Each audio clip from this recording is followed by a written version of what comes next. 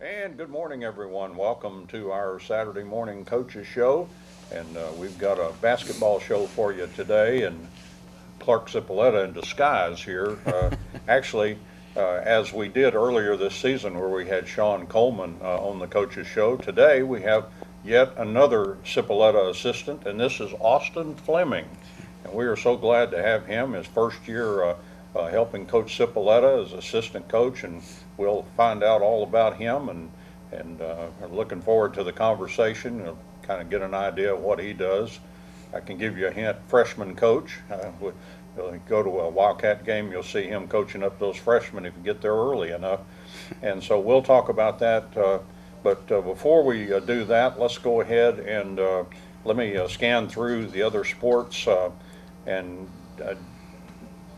did put out some invitations, but Coach Fleming was the one that we ended up with today, and school starts the next week, and we'll be in a better routine, we hope. And there's always going to be soccer tournaments and stuff like that, keeps those guys away.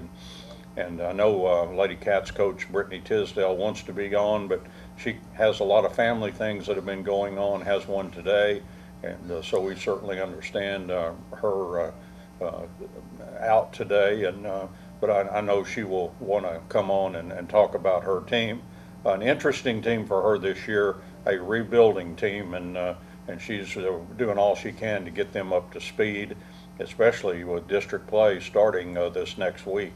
Let's talk about the Lady Cats a little bit. They were at home last night against Hugo, Oklahoma, and lost that game there 57-42. Lady Cats having to play without talented freshman Kinsey Willis, who has a boot on. So she's got a lower leg or ankle or type of injury. I'm not exactly sure of the specifics, but she's working her way through that, and may she heal as quickly as Keyston, or as well as he did. That's his sister, and Keyston ended up with not having any surgery at all after he was out for quite a while during the district campaign, and then was able to play during the playoffs. And finally they said just let him play on it, he can't hurt it. Surgery afterwards, and he never had the surgery. So we wish her fast recovery. She's been a very talented freshman this year, and they'll be glad to get her back. This week for the Lady Cats, and it's really all tied to the Wildcats this week, because in both locations I think we're going to have that situation with the back-to-backs that we saw in district play last year, where the Lady Cats start at 6:15. That sound familiar, Coach? Yes, sir.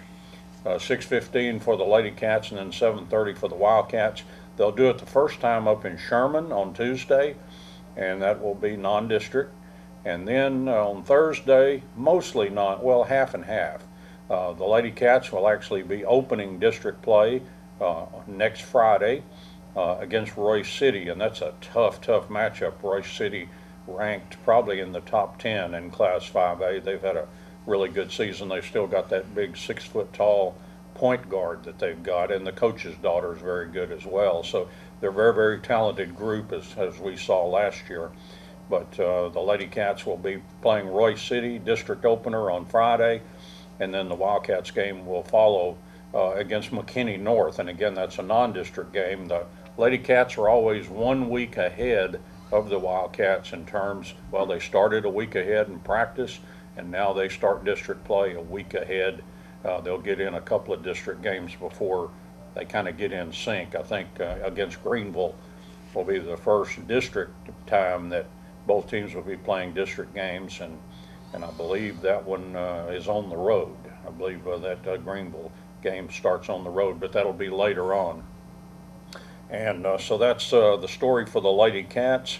Wildcat soccer in the Frisco ISD Dr. Pink tournament, a very prestigious tournament over in the Metroplex over in Frisco, all around the Toyota Center and the Star and all that, at the Ford Center and all that, and going on. And the Wildcats 1 win, 1 loss, and 1 tie against some really good teams. They played El Paso Montwood They ended up tying them 1-1, and Angel Andino had a goal. Yesterday had kind of a real bad hiccup against El Paso Eastlake, lost 5-1, and not Coach Upton not too pleased with that. David Marino got the goal for the Wildcats, and then they beat Amarillo Caprock in the Ford Center. And Coach Upton was just thrilled to be there. The players obviously were thrilled to be there, and they played very, very well in a beautiful venue where Dallas Cowboys practice. And Omar Hernandez had 2 goals last night, and Manuel Esparza scored a goal for the Wildcats. So they will play today and wrap up their participation in that tournament, and they play McKinney North, and that'll be at 11 o'clock over there on one of those fields. I think it's number 11, but I'm not real sure on that. That's going to do it for the Wildcats. And then this week, their only activity, they'll be playing Thursday through Saturday in the Longview Varsity Tournament, varsity only. So that's the Wildcats. Lady Cats will be starting their season Tuesday night at the Prim against North Lamar. And KSST will be there for that game. It's a home game, and our first chance to see the Lady Cats soccer team this year, and with Javier Aguayo. And so we look forward to that. And 5:30 again for JV and 7:15 for varsity. And then they'll be playing in Pine Tree in the Pine Tree Showcase, varsity and JV, Thursday through Saturday. So that's everything else. And now we have Coach Austin Fleming with us, assistant for the Wildcats. And Coach, you told me you're from Edgewood. Yes, sir. Not too far away. No, sir, not too far away, about 30 minutes from here. And you were a basketball player there, I guess? Yes, sir. Probably played other sports too? Basketball, baseball, yes, sir, at Edgewood. Okay. So. You a good baseball player? I like to think I was okay. Yeah. Last night, doing security for your ball game was Andy Chester. He's a police chief over in Winsboro, and Andy told me he was a point guard for Sulphur Bluff back in the day. Mm-hmm. And I said something about being a good player, and he said, "No, I didn't say I was a good player." He said I played, but he played for 3 years over there in the Bluff, and so we can't all be stars when we play, but.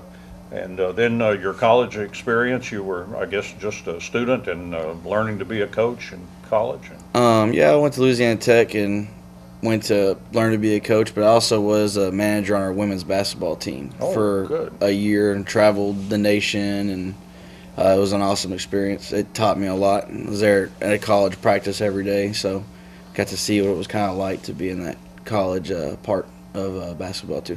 And they've got a pretty good reputation, don't they, for a good girls basketball, good basketball in general? Yes, sir. They're, I think, top 3 in women's winning percentage all time. So it was a good experience to work for them because they kind of have some clout in the game. So after graduation, what's your coaching experience? What have you done since then? As soon as I got out, I worked in Pittsburgh for 2 years. I was just doing junior high, just kind of getting my foot in the door.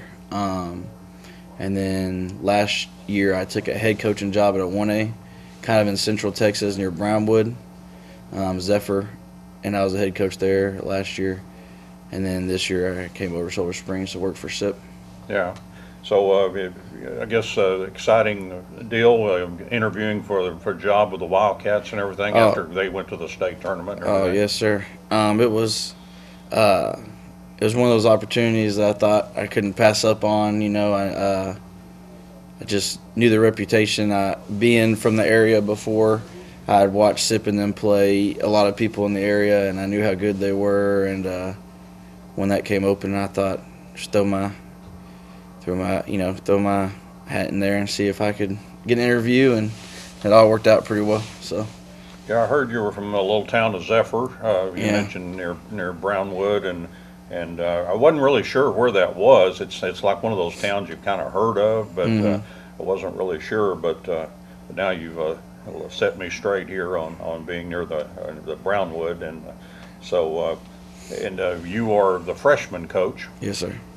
And so how's that experience been working with those young guys? It's fun. One of the best things about them is that I think they all love the game. They just really enjoy playing. it's a different experience for them because they've lost some guys who went to JV, and some of the guys playing right now have never had to be the guy who scores all the points, the guy who plays the whole game. So it's a great learning experience for them to help us one day at the varsity level. They're having to take a little bit more responsibility, which is really good for them. What kind of season have they had so far? I believe we're 6-7. A lot of our losses are to 6A teams and some tournaments. Geyer, Jesuit, at home. We've beat a couple of 6A teams. We won last night against Princeton. So just kind of, depending on who we play and all that, just pretty even though for the most part. I feel good about us when we play a lot of people. So picked up a win last night. Yes, sir. We had a fan that works with us, and he started sending me quarter by quarter, starting with a freshman game. Oh, yeah. So, and he told me that you have a Lynn on that squad. Oh, I do. And yeah. he's quite a 3-point shooter. He is. Yes, a great 3-point shooter. He's a guy I feel like we can go to at any point, to get us a shot. So he's a good guy to have on the team. Yeah, in case that name sounds familiar, I believe he's the brother of Bryson Lynn, yes, sir, who graduated several years ago and was a tremendous outside shooter. He and Keyston Willis came in together and were kind of the team for a few years until we got some bigger guys in there. But Lynn confuses me a little bit because all those years of seeing those left-handed shots, this Lynn is a right-handed player. Yeah, he's I say, you can't have a right-handed Lynn, can you? But I guess the world's full of right-handers and left-handers. Mm-hmm. So, yeah. But he is a good one. But you've got some others too. You've got some good guys on that team. Oh yeah, like Malachi Miles is a really good point guard kid for us. Yeah. Takes care of the ball. Jaden Mosley's a good little defender. He can handle the ball at times. The twins, David and Torres, bring kind of a physical aspect to our team. Liam Gesslin, kind of gives us our only height that we have on the team. We're a pretty small team. Sam Copel, he'll shoot it. He'll try to be in the right spots a lot of time. Cole Theofields, he's a hard worker. He actually one of the tougher guys, I feel like. Gavin White is just a gym rat, just up there all the time. He just wants to be good. You see him watching the varsity games in the bleachers, and he's watching with the most locked in I've ever seen a kid. I mean, I think he's gonna be a coach one day. So it's been good. It's been good. Those guys they understand that they want to be good. And it's great having a varsity like we have, because you can say, hey, they started out just like y'all did. All these guys came through the same path as y'all. So buy in, do your job, and good things will happen. Well, you never know. I've seen players like Xavier Cork. I remember him as a big, tall freshman kid. Hadn't quite figured it out yet. On the freshman level, and you just wonder, what kind of player is he going to ever be? And of course, he had the opportunity to work with some really, really outstanding varsity players every day in practice. And of course, by his senior year, he's a monster. And ends up getting a nice scholarship to Western Carolina and everything. So. You just never can tell sometime with a freshman how they're going to blossom and get better. Yeah, no. And that gym rat kind of thing, that'll help a lot of them. It will, and I will say that they are all up there a lot. I did coach football, and there's some times where, they'd be texting me, hey, can we get in the gym? After the when you get done with your football game, I'm like, yeah, sure. So they love being in the gym all the time. So it's great. That is a great thing. Yeah, that's. No higher praise comes from a coach when he looks and he calls you a gym rat. Parents may think, I'm not sure about that, but that's a good thing. Let's take our first internal break. Back with more with Austin Fleming, freshman coach and assistant to Clark Cipolleta's on the Wildcats basketball team. Back in a moment. And back here on the Saturday Morning Coaches Show, Don Julian here.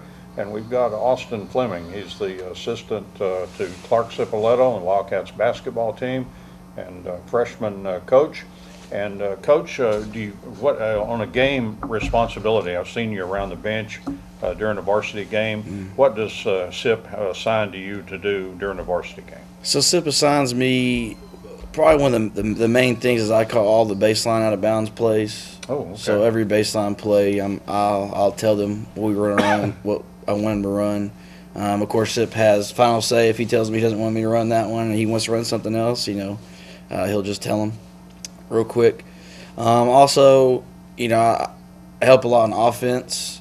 He'll call stuff, but he's always asking me what I think, that we should run, or hey, do you see anything? And sometimes if he's talking to a player on the bench, I'll just call a play out, and so he likes to say I'm his offensive coordinator, but it's fun, I love doing the baseline stuff because a lot of people view that as just a way to get the ball in bounds, but in reality, that ball's right by the basket, which doesn't happen all the time. So that's a good way to get the ball's close to the basket. Let's find a way to score real quick, So we really take pride in trying to score on all of our baseline plays. So yeah, the other team knows that too, and of course that's the worst thing you can do is give up one right underneath your basket. So they don't want to be embarrassed. So they're working real hard to kind of prevent it. So kind of that dynamic going on. But I guess you and Cipolletta talk about all the possibilities you have and which ones may work better against certain teams and all that.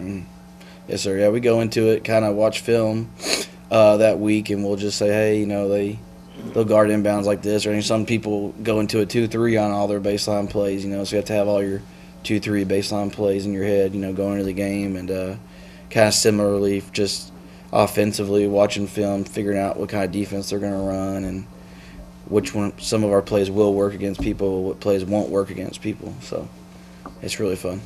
What type of challenges did Princeton offer last night? What were some of their strengths? They were actually very, very quick at the guard position, very, very fast, good off the dribble.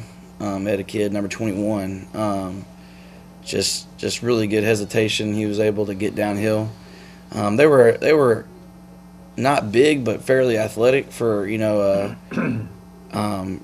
for a 5A team, very athletic and pretty quick. So it just took us a while to separate from them. Just kind of we had to keep grinding out stops and offense, making sure every offensive possession was quality, and we were able to separate ourselves some there in the second half. We had a crazy game with them last year. That's what I hear. You may have seen some tape on that one, although a lot of their big-time scorers graduated, thank goodness. But because I think one kid scored maybe 37 or 39, had an outrageously good ball game. Day Hall also had a great game. I think he had 27 or something like that, one of his high scoring games.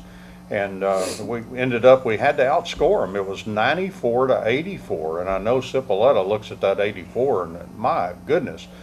but the last night's was much more in kind of the Sulphur Springs range, the 50s and 60s that Sip likes to see. And thank goodness, especially in that second half, one of the things he said was that some big defensive stops really help put us over the top at the end. Yes, sir. Yeah. We really tried to turn it up at halftime, kind of had big, talk in the locker room just about, going out there, keep grinding, getting stops, be aggressive, and really take it to them. And I think they answered that pretty well in the second half. All right, we'll talk more about that game and what's coming up this week with assistant coach to Clark Cipolletta, Austin Fleming, and we'll do that right after our second internal break. And back here on the Saturday Morning Coaches Show, and we're talking with Austin Fleming. He's the assistant basketball coach for Clark Cipolletta, Wildcats basketball team, and we're talking about last night's Coach Fleming is the freshman coach, and we talked about that some, but talking about now the varsity game last night, Wildcats win 65-51. Very close game early, especially Coach Cipolletta said we got punched in the mouth, which that's an expression he uses often, and plus turnover problems that we don't normally associate with the Wildcats kind of got a hold of us a little bit early in the game. Yes, sir. And they did come out and punch us in the mouth. I think we need to understand going forward, these next 12 or so games, we'll have the target on our back, and people are going to become a force, give us their best game, so we need to be ready for that. We had about 8 turnovers the first quarter. I think against DeSoto total we had like 6, on Saturday. So it's just I don't know if just a road game or what. Just kind of started out kind of sluggish, and I think we really settled down after that. But yeah, that first quarter, Grayson's shooting really kept us in the lead in that first quarter because the turnovers, like 8 empty possessions, that'd kill you offensively. So. Well, I've actually seen it. I'm not sure I believe it yet, but I saw that game 10 threes. 10 threes. He made 10 threes against Ennis, yes, sir. Against Ennis. Yes, sir. Wow. And he hit 5 last night, so that's not bad. Actually, the whole team looked like they shot threes well. Looked like we had maybe 11 or We did. like we did. We shot fairly well. Boo Wilkerson made a few. Grayson made a few. I think Dede may have knocked down a couple also. The way their defense was, we could get the backside three a lot, so we got a lot of good backside threes. And Grayson, you just give him just a little bit of space, and he can fire it up there and make it. So it's a great guy to have in your arsenal. Absolutely. I keep waiting, and I'm sure they're on him. There's bound to be colleges that are looking at him. But my goodness, a guy that can shoot like that, and with his work ethic, yes, we talked about the gym rat. Yeah, he is the ultimate gym rat. He's right in there, kind of from that Keyston Willis mold, to kind of, as good as Keyston was, he made himself a much better player. I'd going to be a student day off with in service for teachers, and you'd hear thump, thump, thump in the gym, and a lot of times that would be Keyston. And it happened last summer. I was looking for Coach Cipoletta, and I heard somebody in the gym, Grayson McClure, shot after shot. He's sitting there putting those shots up. Yes, sir. And I know I'll mention, because I know he'll say something. Lamodrick Johnson also made a 3 last night, so he's pretty happy about that. So yeah, and good scoring too. When you look at the Wildcats team, it's not like you're trying to take one player away. No. Because if you take Day away, and I've seen that happen. There was one game where they just weren't going to let him score, and everybody else flourished. We feel like we have 5 guys on the court at all times who can score. And when we scout other people, sometimes we don't think other opponents have that. But we feel like if you leave this guy open, like, we'll just hurt you with him. If you want to take Dady out, we have Cam. If you want to take Grayson out, we have Boo, and then Lamodrick's always getting downhill, and you bring in Justin Hare off the bench. That's another big who can score. And Justin Brock can come in off the bench and score. So we really feel like all of our guys on the court at all times can score. Yeah, and you get to some of those last guys on the bench, and if you don't watch those guys, they'll hit the three. There's some good three-point shooters on the bench over there. Yeah, Caleb Alexander and Jatavian Hall are both. Knockdown guys. Going forward, we really look at them to be kind of our next shooters. And I know Caleb's had a couple games where he's 2-3 feet off the 3-point line. He's firing up there and nothing but net. So he's a good shooter too. So you're right. Our back end, we have some guys who, if you don't know who they are and you lose them, they'll punish you. So. Yeah, every team usually has that guy that sits on the bench, doesn't play a whole lot. The crowd goes wild when he comes in. Well, these guys, I don't feel that way when they come in, because they're very much a threat. You leave them open, they will make you pay. And it's always good to have that kind of depth. And listen to the scoring last night. 4 guys in double figures.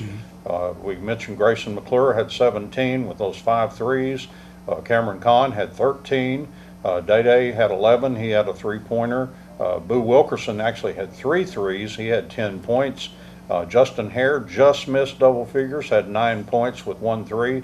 And the aforementioned Lamodrick Johnson had 5 points and a 3. And he has that awesome responsibility of being that point guard and playing for a coach that was a point guard. And I know from experience that a coach, whatever position that they played, they tend to, I think even Sip would admit, he's pretty tough on point guards. I agree. And I also play a lot of point guard, so Lamodrick's dealing with me and Sip both playing point guard and coaching him, and he's a very large responsibility to have that ball in his hands more than anybody else, so it's a tough job, but you just take that responsibility and just run with it, and just be the court general that we ask him to be, so he does a good job with it. Kind of reminds me of being a cornerback in football. You kind of have to have amnesia a little bit, but at the same time, you make a mistake, you need to say, I need to not do that again. but at the same time, you just can't dwell on every mistake, or because point guards have that ball in their hands so much that the likelihood of bad things happening they're going to happen. Mm-hmm. Oh yeah, it's just the percentages are obviously going to increase. I mean, you have the ball, pretty much every possession you have the ball. So I mean, that increases the odds of your turnover rate going up. So just talk to them about making good decisions. It's just trying to make the best decision possible. Make the right read. We work on reads a lot in practice so that when we get to games, it's not a surprise. They should have seen it before. So I think that helps them out a lot. All right, let's take our third and eternal break. We'll come back and wrap it up with Coach Austin Fleming, Wildcats assistant basketball coach, right after this break. Back here on the Saturday Morning Coaches Show as we wrap up our conversation on Saturday morning with Austin Fleming, a freshman basketball coach and also assistant to Clark Cipolletta for the Wildcats, and talking about the Princeton game last night. The Wildcats won, and then we mentioned this week at Sherman on Tuesday night, and again the Lady Cats will play before the Wildcats in Sherman, and then on Friday for the home crowd doubleheader. Get used to this because it's coming in the district play. Will be a lot of that, and it'll be McKinney North on Friday for the Wildcats. That's non-district, and for the Lady Cats they will begin district play with Royce City. Do you know much about Sherman at this point, Coach? You've got to do some research on them. We have a lot of their films right now. I know they played Mount Pleasant last night, and they lost. It was fairly close. I believe a guy for Sherman had 42 points, so I think we're gonna be checking in on him pretty good. So, I'll say. We know a little bit about him. We're starting to prep on him today, get ready for him, start watching some film. So Boo Wilkerson already knows who he's going to be guarding. Sounds like a guy for Boo. Yeah, it does. That's Boo's job is to guard the best player most of the time, or the guy who scores the most, and he does a great job with it every game. So that's probably who he's going to go. I'm still not telling him he's 6'1". To me, he plays like he's about 6'5", 6'6". And I tell you though, he is growing though. So I'm hoping. We think he's getting a little taller. I think he's not. Sip was trying to sell me. He's like 5'11". No, yeah, he might be taller than that, bro. So I don't know I don't know why you would, not do. Some teams don't list that kind of stuff. I don't know if they don't want you to know how big or small or whatever a player might be. But yes, sir. But Boo does a great job at 6'1". Great job. And he will get in there and mix with the rebounds too in the land of the trees. He's pretty fearless in there. And we've had some in the past that we used to have a 6'1" center back years ago when that's all we had around here. Mm-hmm. And he was pretty fearless. He'd get that shot blocked, but the next time he'd go right back in their face and just keep doing it. His name was Kane Cody, by the way. I'll mention his name, Robert Cody, on the school board. And so that's Sherman and McKinney North. I guess you take it one game at a time as far as looking at teams closely. Yes, sir. We take about one game at a time. We're fairly familiar with them because we scrimmaged them kind of leading up to the season. So we've seen them and played against them a little bit, and we know some people who've played them. But, yeah, we are pretty big about taking one game at a time. So it's all Sherman all the time right now, and as soon as that game, the clock goes off, we'll move on to McKinney North. So how's this year going? First year at Sulphur Springs? Oh, it's great. Working for a guy like Sip has just been, an awesome, awesome opportunity for me. He just knows the game so well. He's so passionate about it, and he just works so hard. And it's awesome to learn from him. And I love the guys I work with. Coach Coleman, does a great job working with SIP and working, with me on the freshman and working with Coach Garcia on the JV. We all really help each other out, and he just brings so many good defensive ideas to the table. And Coach Garcia is a great guy I work with on the JV. Me and him practice with each other a lot, so we really try to help each other out. And he knows the game so well. He's a head coach, at Campbell on the girls' side for a lot of years, and it's just been an experience that a lot of people don't get to experience. So I'm extremely grateful for the opportunity that I've been given here by SIP. So. Yeah, Sip would be a great coach, I would think, to learn from the way he does things. He's just a complete coach to me. I don't think he misses a thing. Yeah, no, he's very, very detail oriented when we go over scouting reports. I mean, we try to get as many videos as we can get on people. I mean, we'll watch all of them. There's no stone goes unturned. We're going to try to find out everything we can about them. And that's great because it always gets us to the game. We always kind of have an idea of what to expect. During football season, what kind of responsibility did you have? Or like freshman team or? Football, yeah, I did the freshman football. I did freshman athletics, and then in like the 5th period time with the high school, I was with basketball. So, but yeah, in football, I was the freshman coach. And I filmed on Friday nights. Yes, sir. And some wonderful facilities over in Kaufman. Oh yeah. Which are very limited. We Coach Fleming and shared a table with us as we were doing a broadcast. So we had 3 of us and him, and we got along pretty well. Yeah, we're pretty tight quarters. It turned out well. I hope your filming turned out good that night. It was good. It was fine. Yeah. So that was interesting. Chance to kind of meet him a little bit more. We usually know who the filmers are, but we usually don't get to share accommodations. But that was an unusual deal that we're still talking about around here. But it was an outside facility, and everything was pretty limited. They spent all their money that they had on the football field, and very little on press box and stands. But they know that, and they try to explain it as best they can to tell you kind of what you're going to get into, and we did. And so anyway, it was something else, but quite unusual. I don't know that I'm trying to remember whether they went up or down or are going to. Schools know that already, but Kaufman may have been one that dropped down to 4A for next year, but I'm not totally 100% on that. But it seemed like Terrell maybe stayed up at 5A and then Kaufman dropped down or something like that. Anyway, we'll find out all about that officially in February when the new districts come out, and who knows what the UIL will do with us then. Coach, thank you so much. I appreciate your time.